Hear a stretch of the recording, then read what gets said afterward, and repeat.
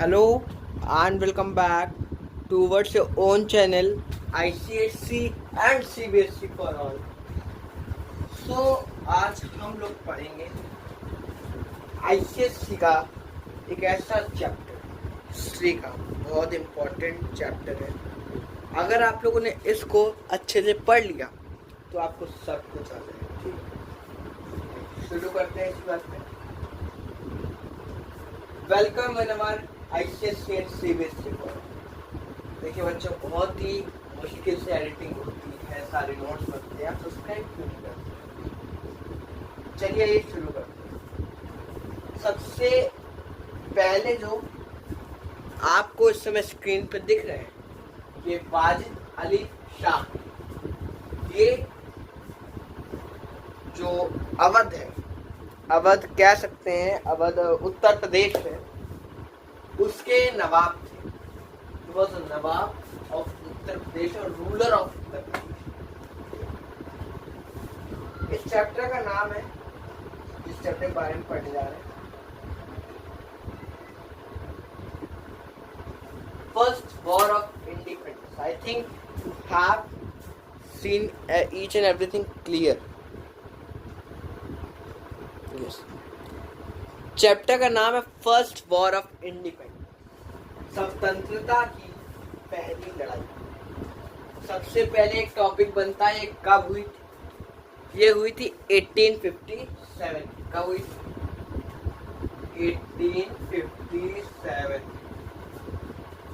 I hope you are able to see this. Now we have to read this.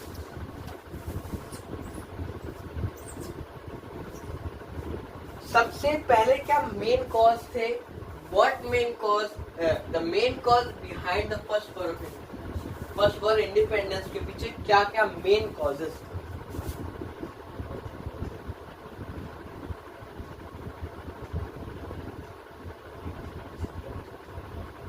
Annexation of Awadh. Annexation of Awadh. देखिए, Awadh India की सबसे बड़ी कह सकते हैं स्टेट थी उस टाइम पे, और कह सकते हैं सबसे बड़ा कैपिटल पॉइंट। एनेक्स मतलब क्या होता है? किसी चीज पे कब्जा कर लेना। ये कब हुआ था? जब फर्स्ट वॉर इंडिपेंडेंस की होती है, मैंने political first war of independence, पहली स्वतंत्रता की लड़ाई 1857 में हुई थी। इसके पीछे कॉजेस थे, ये पॉलिटिकल कॉज आज हम पढ़ेंगे, कल सोशल कॉज पढ़ेंगे, उसके बाद चैप्टर खत्म। एनेक्स किया इन्होंने अवध पे। The Britishers give reason for annex Awadh is that the ruler of Awadh Wajid Ali Shah was not ruled properly, that's why East India Company annex Awadh. Sorry, Awadh की स्पेलिंग यहाँ पे गलत लिखी हुई है, AWADH होती है, यहाँ गलत लिखी हुई है। तो मेन कॉज आप समझे, इसमें कह रहे हैं कि ब्रिटिशर्स ने ये रीजन दिया कि उन्होंने एनेक्स क्यों किया अवध पे। उन्होंने ये रीजन दिया कि अवध के जो रूलर हैं वाजिद अली शाह, वो अपना काम सही से नहीं कर रहे हैं, वो मैनेज नहीं कर पा रहे हैं, that's why East India Company annex Awadh, इसलिए उन्होंने अवध को एनेक्स किया। बात समझ में आई? अब वाजिद अली शाह मैंने आपको बताया कि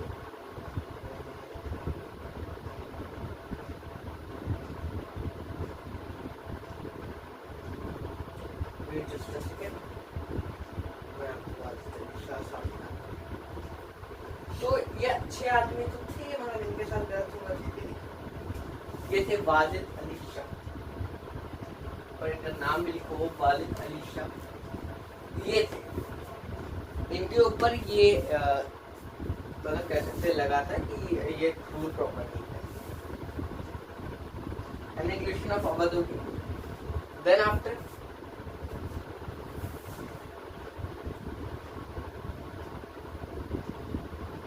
देखिए, सबसे बड़ा कॉज है डॉक्ट्राइन ऑफ लैप्स। आपने 2-3 नाम सुने होंगे। पहले एक बहुत बड़ा नाम सुना होगा,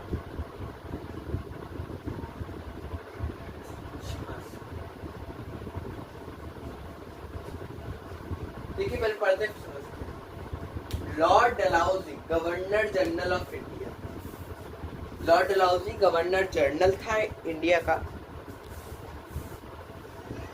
Followed the doctrine of lapse, a number of kingdoms, minor states were annexed under the pretext the king did not have male higher and higher higher नहीं होगा यहाँ, क्या होगा, adopted without consent of East India Company could not only in private property of king and not in his political territory। देखिए सबसे पहला क्या कह रहा है समझने वाली बात है ना। लॉर्ड डलहौजी था गवर्नर जनरल था इंडिया का, उसने इसको चालू किया था डॉक्टर लैप्स। था क्या इसके अंदर, मान लीजिए मैं राजा हूँ, अब मेरा कोई बेटा नहीं, मैंने किसी को अडॉप्ट कर लिया, अब वो जो अडॉप्टेड सन है वो राजा नहीं बनेगा, बिकॉज ऐसा उनका कहना, राजा का बेटा ही राजा बनेगा, ऐसा उनका मानना था। अगर उसका कोई अपना रियल सन नहीं है तो वो उसकी प्राइवेट प्रॉपर्टी पे हक होगा और ना ही किंग की टेरिटरी पे, मतलब जहाँ वो राज करता है, ठीक है। और कह सकते हैं कि मतलब क्या, मैंने किसी को अडॉप्ट कर लिया, अब वो जो अडॉप्टेड सन है वो राजा नहीं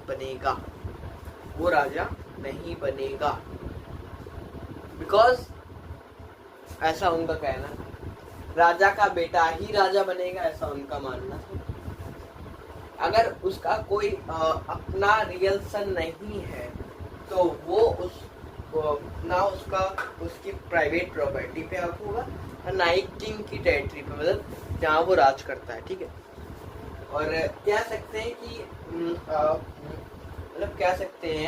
झांसी को आप जानते हैं, झांसी की रानी के कोई भी सन नहीं था, एक लड़का था दामोदर राव जिसको उन्होंने अडॉप्ट किया था, इसलिए उनको डॉक्टर ऑफ लैप्स के तहत कहा गया था आप अपनी झांसी हमको दे दीजिए वरना युद्ध करिए, अगर आप युद्ध में जीत जाती हैं तो आप अपना झांसी की स्थिति में, वो हार गई थी इसलिए झांसी एनेक्स हो गया था। बात समझ में आई, आगे बढ़े।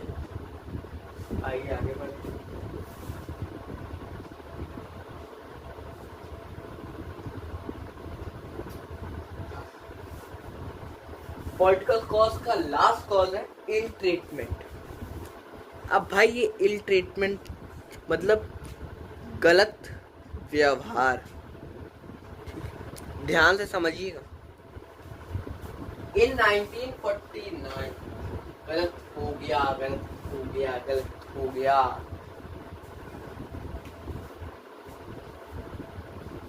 49 इस डेट को थोड़ा देखिए, 1849 होगा। इल ट्रीटमेंट कैसा है? इन 1849 Lord Dalhousie announced that Bahadur Shah Zafar would no longer allowed to stay at fort ये थोड़ा यहाँ की जगह होगा red fort,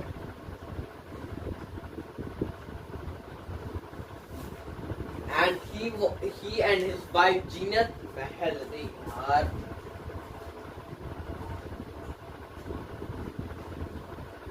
Zeenat Mahal complained to the place near Qutub Minar, palace है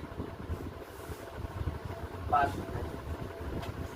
थोड़ी सी जो प्रॉब्लम्स है उनको देखिएगा, ये 8 आएगा एंड ये रेड फोर्ट।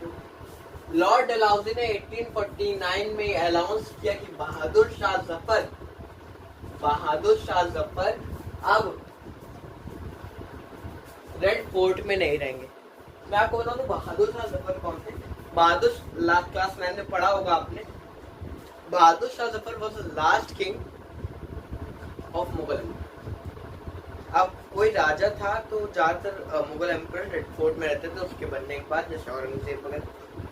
तो कहा गया था कि वो रेड फोर्ट में अब नो लॉन्गर रहेंगे, अब ज्यादा अब नहीं रहेंगे, और उनको कहा गया कि वो अपनी वाइफ जीनत महल के साथ जाएं, जीनत महल के साथ जाएं, और एक पैलेस है नियर कुतुब मीनार के पैलेस, कुतुब मीनार के पास में एक पैलेस है, वहां रह जाए।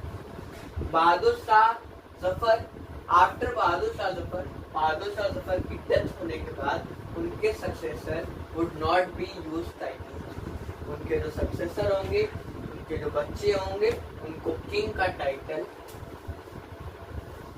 यूज करने को नहीं मिलेगा। ये जो महल है, ये मैं कुछ इसमें अंडरलाइन है, उन वर्ड को थोड़ा ध्यान रखिए। आफ्टर बहादुर शाह जफर में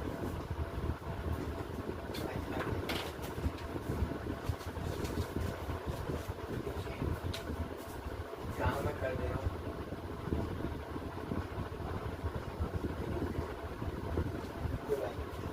बात समझ में आई। लास्ट कॉज था, देख लेते इसके बाद कुछ करते हैं। तो this bring the end of chapter. देखिए ICSE and CBSE for all को फॉलो करिए। आप गूगल पे भी सर्च करेंगे तो आएगा। और गूगल पे आपको सर्च करना क्या है मैं बता, गूगल में आपको सर्च करना है, ये दिखा रहा हूँ,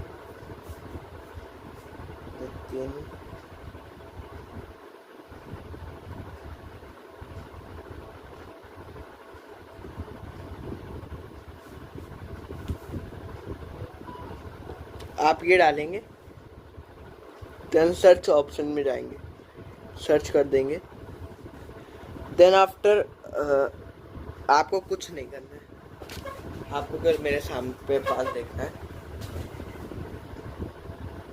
ये देख नितिन फॉर ऑल आया, इस वेब पे क्लिक करोगे आप,